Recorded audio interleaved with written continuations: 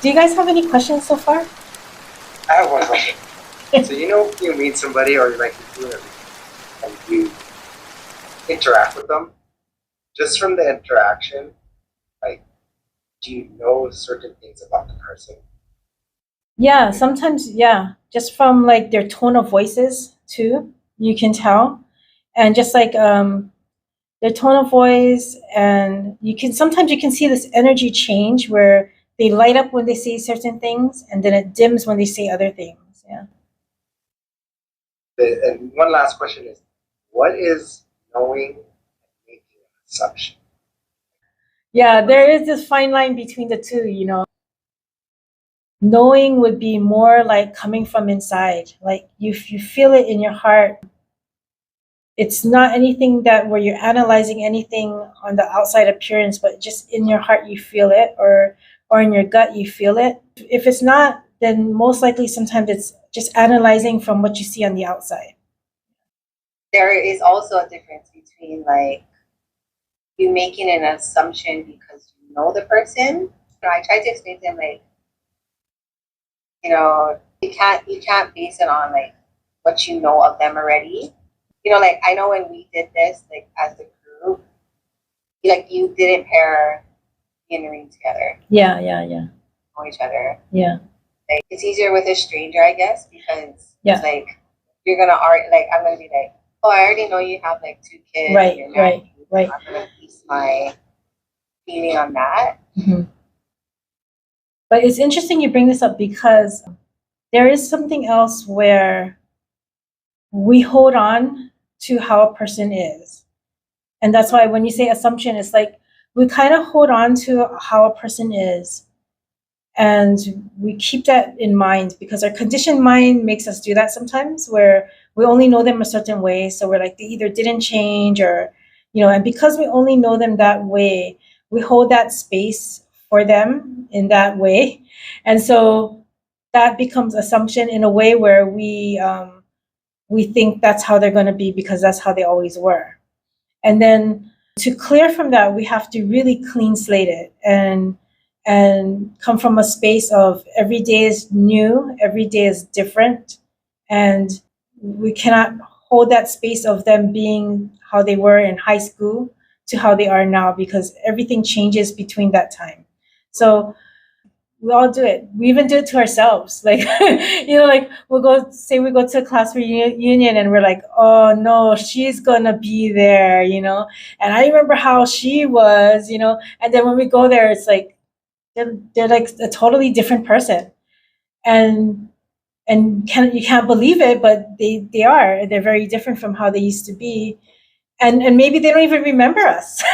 Like they're like, who are you? You're like, oh. So it's weird because we hold that space for them. And then sometimes we'll be like, oh, so-and-so spiritually evolving, they're changing. And then somebody else could be like, no, they're the same person. They always were, they always will be, they never change, And what space are we holding for that person, right? Are we going to hold that space of they never changed or they did change? And how we hold that space makes a difference on how they react to us.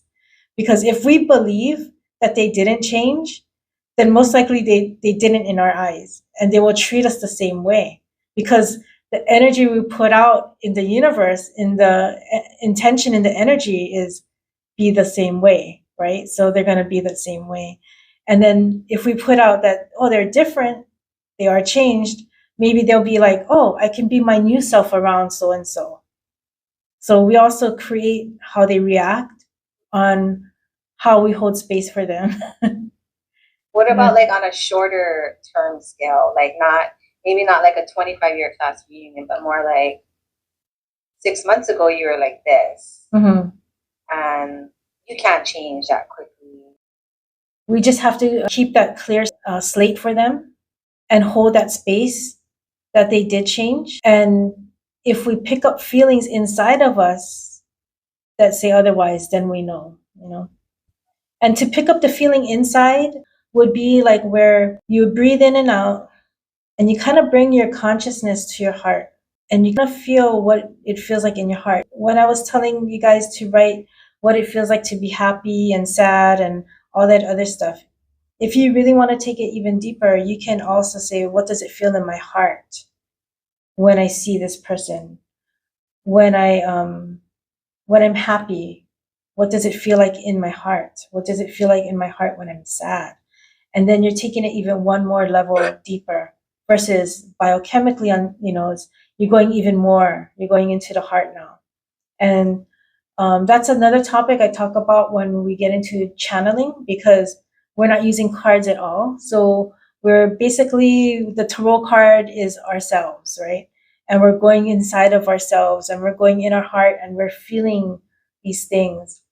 The heart is going to be what they're going through and we can connect with them more. So, but yeah, if you can tap into the heart and you can figure out where they really are, then you'll really know who they are. And a lot of times it's not easy because we don't want to tap into the heart.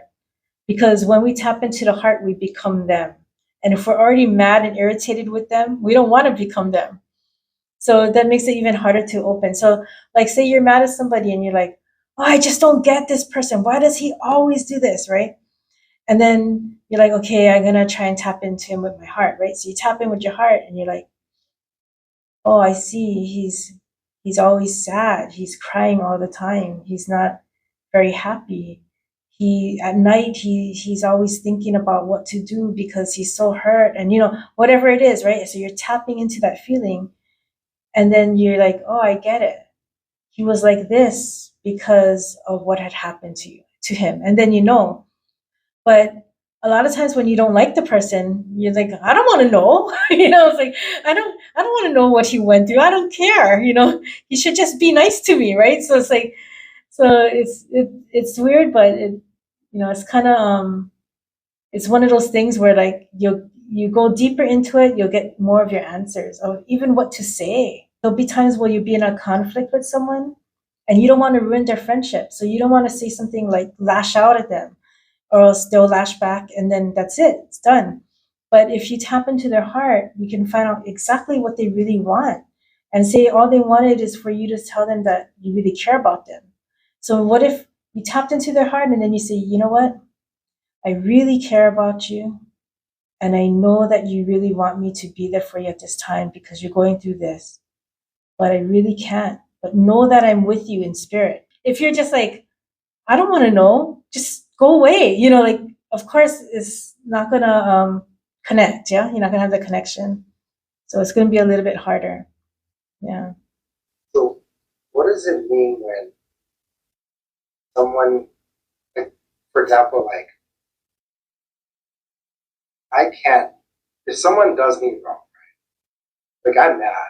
Yeah. I don't, but in time, like, I'm just, like, okay with it. I'm not mad. Mhm. I don't hate you. I don't.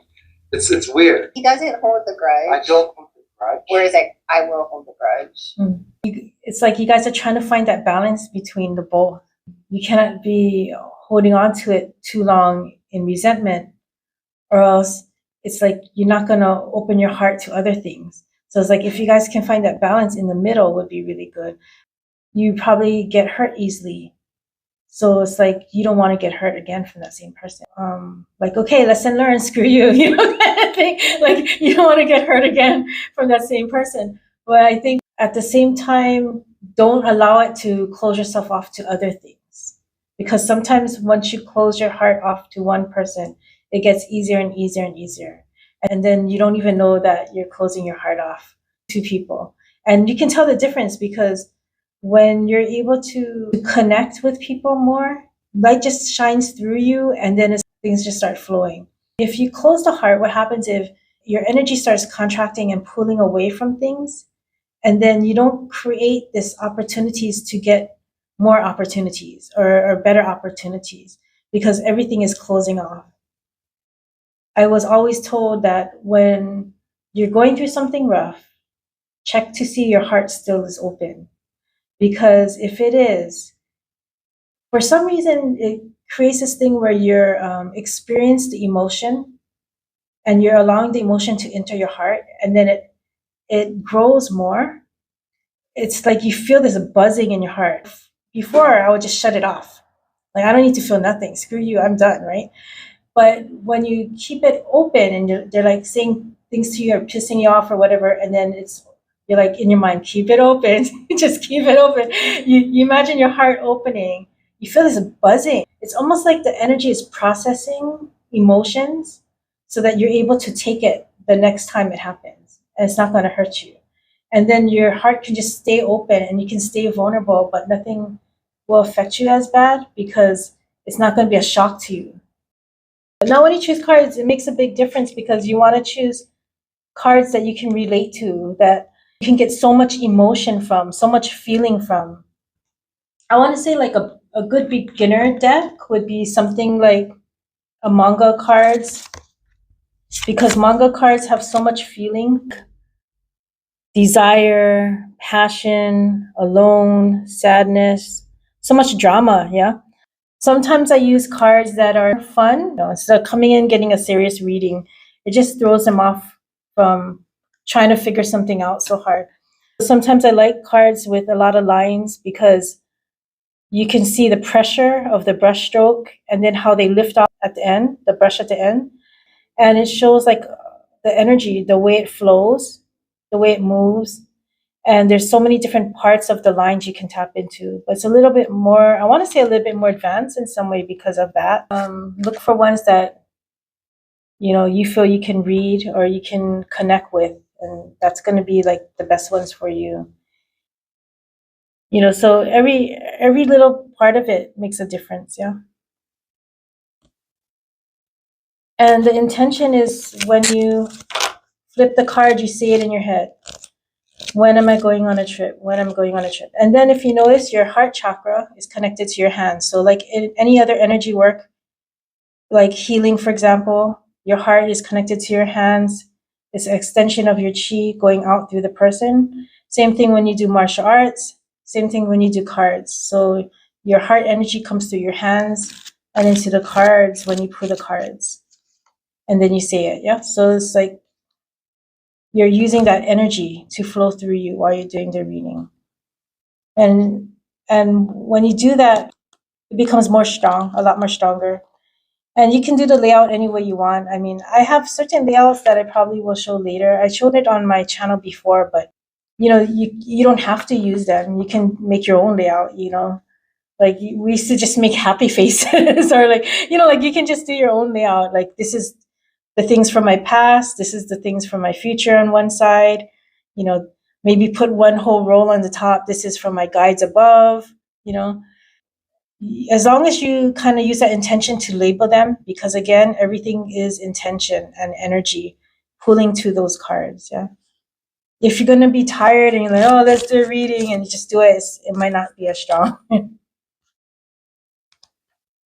You guys have other questions? Basically, you can use any object. Mm-hmm.